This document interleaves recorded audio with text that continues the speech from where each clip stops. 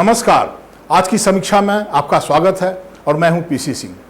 आज हम बात करेंगे चीन और भारत की सेना गोगरा हॉट स्प्रिंग जो कि पूर्वी लद्दाख क्षेत्र में पड़ता है, उसके PP-15 पॉइंट से दोनों के वापस होने की खबर कही गई थी।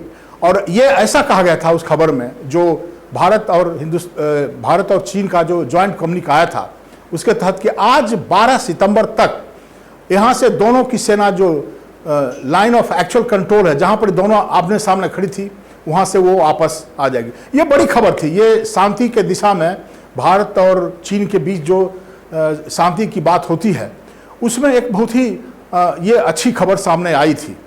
लेकिन जब इसके ऊपर में और भी चर्चाएं होने लगी तो पता चला कि इसके पीछे कई और चीज और भी रहस्य छुपे हुए हैं। सबसे पहले कुछ दिनों पहले हमने देखा था कि आज से 2 साल पहले हिंदुस्तान ने जो चाइनीज लेड ग्रुप है RCEP, उसके साथ समझौता करने से इनकार किया था।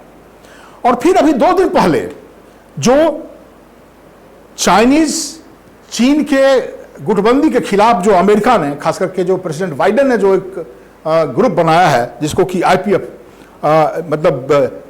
इंडो पैसिफिक फोरम कहते हैं, कि चीन के बढ़ते हुए आर्थिक स्टेटस को काउंटर करने के लिए उन्होंने जो इस रीजन के मुल्कों को बनाया है, उसमें उसके भी 4th आइटम पे अग्रीमेंट करने से हिंदुस्तान ने मना कर दिया।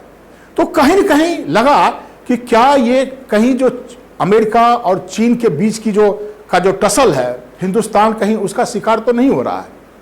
लेकिन कुछ और चीजें सामने आई। अभी खबर आ रही थी कि कहीं ये जो फैसला हुआ है दोनों तरफ के सैनिकों की वापसी की, इसके पीछे कहीं प्रधानमंत्री नरेंद्र मोदी का जो संघाई समिट होने वाला है 4 दिन के बाद, वहां पे चीन के जो नेता हैं शी जिनपिंग, उनके साथ उनकी मुलाकात करने की बात तो नहीं है। क्योंकि अगर ये दोनों देश की जो सेना है, जो प्रतिद्वंदी सेना है, वहां के सैनिक टुकड़ी वापस हो रहे हैं और नॉर्मलसी की तरफ जा रहे हैं, तो एक ये पॉजिटिव सिग्नल देगा, भारतीय प्रधानमंत्री को भी एक मौका देगा और एक उनको ग्राउंड देगा कि वो जाकर के इसी मुद्दे पर, इसी के ग्राउंड पर वो जाकर के शी जिनपिंग से मिलें और बातचीत करें। चीन से या किसी पड़ोसी देश से, हमारा पड़ोसी देश बदलने वाला नहीं है, चीन हमेशा यही रहेगा। तो अगर नॉर्मलसी हो जाता है तो अच्छी बात है। लेकिन क्या चीन पर हम भरोसा कर सकते हैं?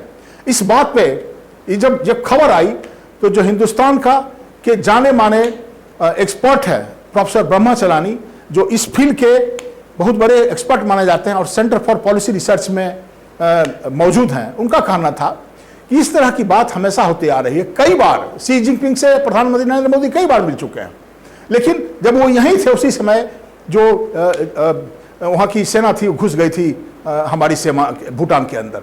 तो ये आपको याद होगा। तो चीन के ऊपर भरोसा करना कितना प्रैक्टिकल है, ये सबसे बड़ा अहम सवाल है।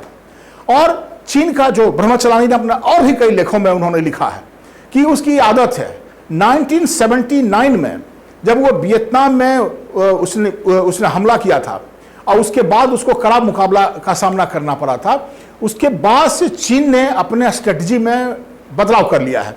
अब वो करता क्या है कि वो आपकी सीमा में घुसेगा और फिर कुछ क्षेत्र को कैप्चर करेगा और फिर कहेगा कि आप यहां से जब आपको कोई बफर स्टेट बनाना है तो इसके बाद बनाइए।